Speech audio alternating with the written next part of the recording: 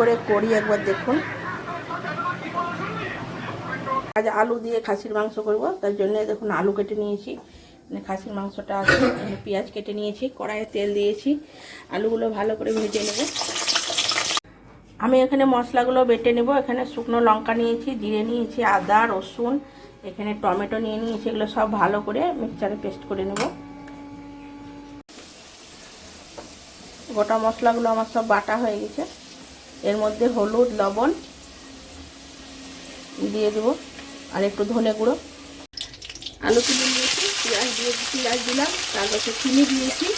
তেলের মধ্যে একটু পেঁয়াজগুলো ভালো করে ভেজে নেব। দেখুন পেঁয়াজটা আমার একদম ভাজা হয়ে গেছে, নরম হয়ে গেছে। এবার মশলাগুলো সব দিয়ে দেবো। মশলার মধ্যে নুন, হলুদ আর ধনে গুঁড়োটাও দিয়ে দিয়েছি গোটা মশলার মধ্যে। ভালো করে কষে নেব মশলাটা আমি অনেকটাই করছি, এই কারণে অল্প খিচুড়িতেও দিব এই মশলায়।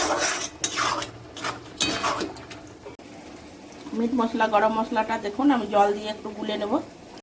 আমি মিট মশলা আর গরম মশলা যেটা জলে গুলে রেখেছি ওইটা এবার দিয়ে দেবো। মশলাটা আরও কিছুক্ষণ কষবো।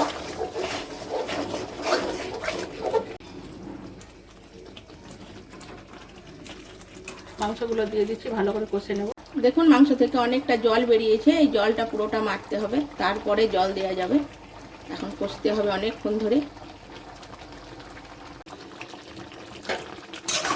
দেখুন জলটা অনেক মরে এসছে। এবার আমি আলুগুলো দিয়ে দেবো, ভেজে রাখা আলুগুলো নেড়ে চেড়ে আবার চাপা দেবো। জলটা দেখুন মরে গেছে। এবার আমি জল দিয়ে দেবো, তারপর চাপা দিয়ে দেবো। দেখুন আমার খাসির মাংস একদম রেডি আজকে।